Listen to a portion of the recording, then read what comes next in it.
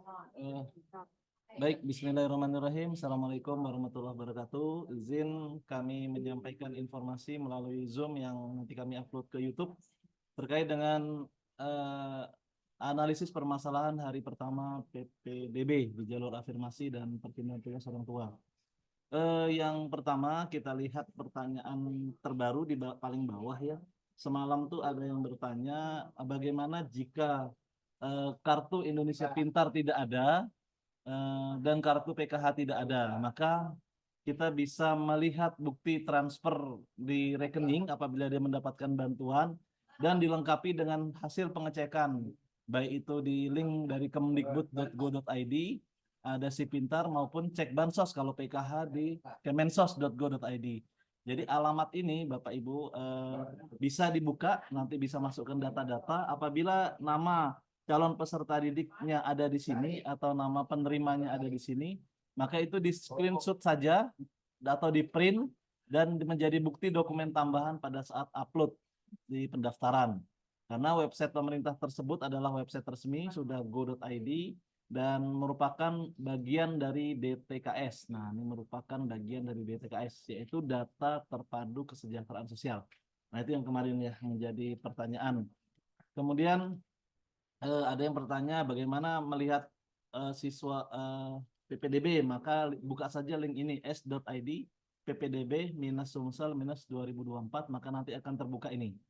Nah, ini tadi link bansos dan link PIP juga sudah kami sampaikan di sini.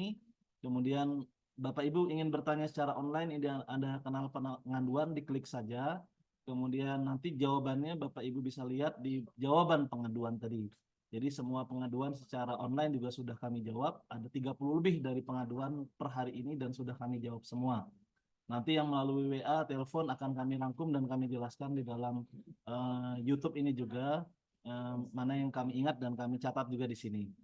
Kemudian kita fokusnya ke afirmasi dulu, Bapak Ibu sekalian, karena ini hari kedua untuk pendaftaran afirmasi dan pindah tugas. Di dalam perpindahan tugas juga ada salah satu calon orang tua, calon peserta didik, orang tua walinya bertanya tentang jalur perpindahan tugas orang tua. Yang ditanyakan yaitu apakah bisa mendaftar lebih dari satu? Maka secara juknis, secara Permendikbud juga dibolehkan mendaftar lebih dari satu. Namun ketika di sistemnya masih error, langsung kami hubungkan dengan pihak aplikator. Ada Pak Bayu yang standby. Dan ketika Ibu atau Bapak menyampaikan ke kami ada error sistem, maka langsung akan segera diperbaiki. Kemarin memang sempat terjadi masalah perpindahan tugas orang tua, mungkin ada batasan pendaftaran. Kami sudah semalam minta pihak aplikasi supaya melemburkan, membolehkan mendaftar jalur perpindahan tugas orang tua di luar wilayah zonasi, bebas zonasi, dan bisa lebih dari satu tempat. Jadi seluruhnya juga gitu, ketika zonasi mau daftar di berapa tempat boleh, asal masuk wilayah zonasinya. Afirmasi mau daftar dimanapun, bebas ya, seluruh Sumsel, tidak ada batas zonasi, bebas juga mau daftar dimanapun. Perpindahan tugas orang tua juga begitu, bebas mau daftar dimanapun, sesuai dengan pindah tugas orang tuanya tentunya. Dan prestasi juga bebas zonasi, bisa daftar di mana saja. Nah, kita coba lihat mulai dari atas. Ini ada, saya file-nya afirmasi saja karena fokus kita afirmasi.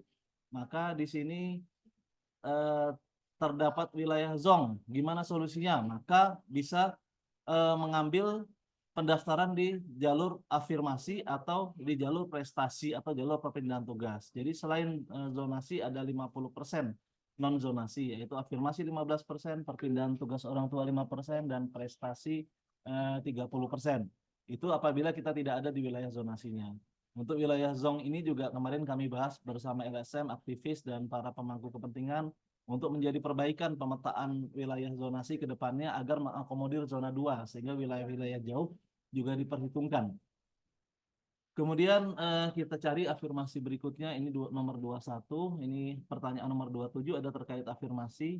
Anak saya tidak ada di wilayah zonasi sekolah yang dituju tapi memiliki prestasi sepak bola dan memiliki KIP. Nah, maka dia bisa mendaftar di afirmasi dan dia bisa mendaftar di prestasi. Dan ini bisa lebih dari satu sekolah. Di sekolah yang sama bisa daftar dua-duanya atau bisa juga daftar di sekolah lain juga. Kuota dari afirmasi 15%, kuota dari prestasi 30%. Kita cari lagi pertanyaannya Bapak Ibu. Kemudian nomor 27 sudah, sekarang nomor.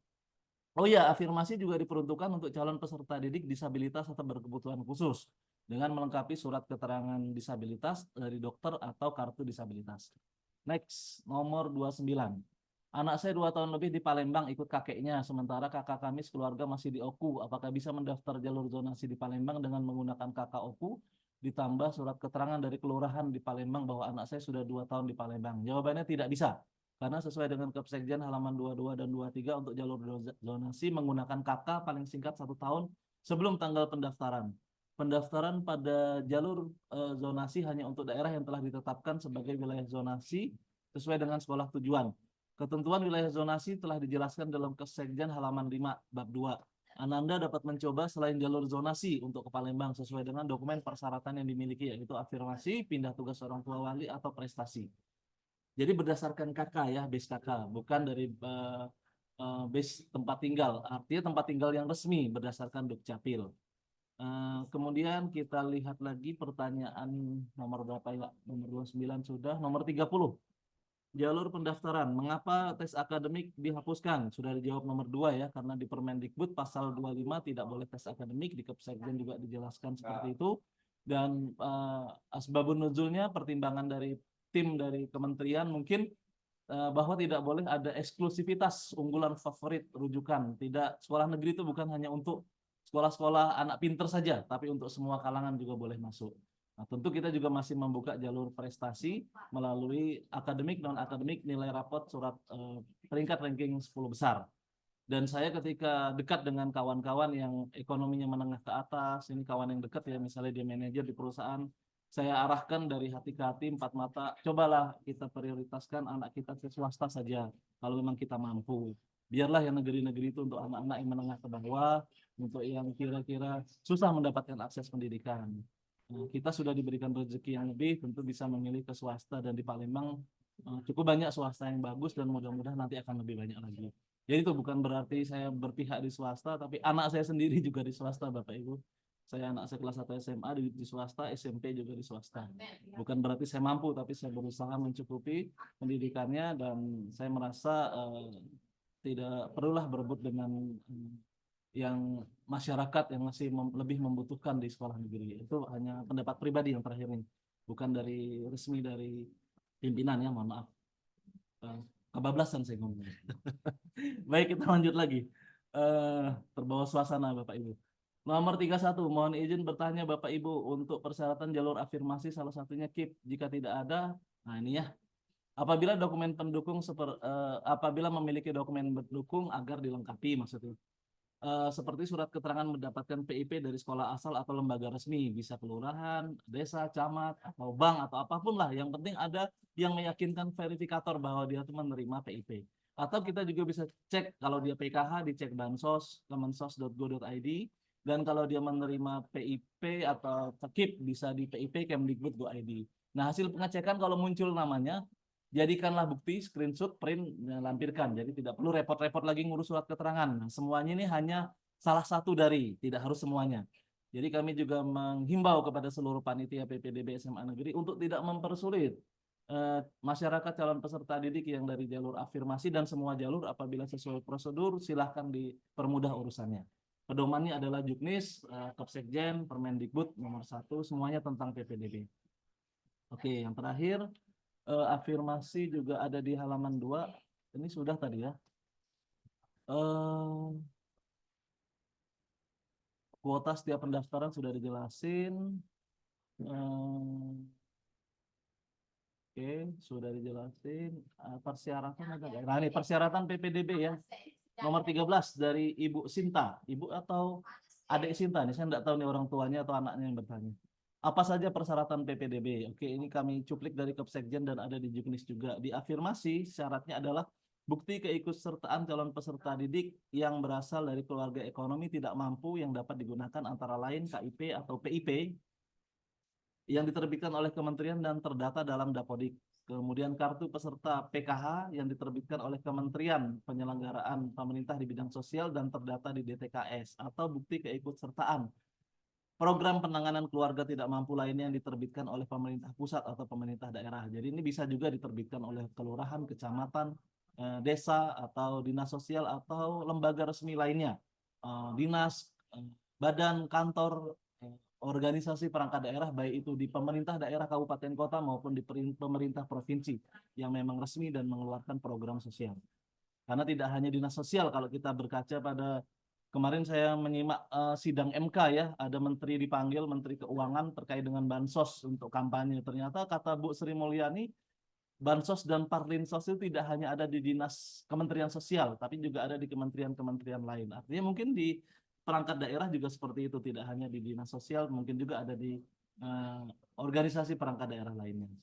Nah, kemudian poin berikutnya, data keluarga ekonomi tidak mampu tidak boleh menggunakan data kartu Indonesia Sehat, KIS tidak boleh ya, dan surat keterangan tidak mampu. Nah, kemarin ada salah satu aktivis LSM menyampaikan ke saya, Pak, kok anak saya sudah ada KIP diminta lagi surat keterangan tidak mampu dari lurah. Maka kami cross check ke kepala sekolahnya, ditanyakan ke panitianya, ternyata miskomunikasi, bukan itu yang diminta. Cuman karena dia punya bukti transfer rekening tapi KIP-nya tidak ada sehingga diminta dokumen pendukung lainnya. Apakah itu hasil pengecekan online di website resmi pemerintah tadi atau dokumen tambahan dari sekolah bahwa dia mendapatkan PIP, keterangan atau keterangan dari lurah, desa atau camat atau dari lembaga resmi manapun bahwa itu benar PIP sehingga meyakinkan pihak verifikator pada saat nanti tatap muka ke sekolah membawa dokumen. Kemudian bagi calon peserta didik penyandang disabilitas dibuktikan dengan surat keterangan dari dokter dan atau dokter spesialis, surat keterangan psikolog atau kartu penyandang disabilitas oleh kementerian. Ini bisa semuanya dan bisa salah satu dan atau nih ya. Oke, itu yang terkait dengan syarat afirmasi. Ini tadi sudah nomor 21, nomor 27 juga sudah. Oke, mungkin itu pertanyaan-pertanyaan yang ada di eh, link pengaduan online yang ada di s.id ppdb Sumsel 2024 pakai tanda pemisah garis minus ya atau tanda kurang ya, s.id garis miring ppdb garis miring s.id garis miring ppdb minus atau garis lurus tanda kurang Sumsel kemudian minus atau tanda kurang 2024 huruf kecil semua di enter. Nah itu nanti terbuka, ini bisa dicek semuanya ada di sini segala macam peraturan dan lain-lain. Demikian kami akhiri. Mohon maaf atas apabila ada salah penyampaian, nanti kami koreksi lagi. Wabillahi taufiq wal hidayah. Assalamualaikum warahmatullahi wabarakatuh.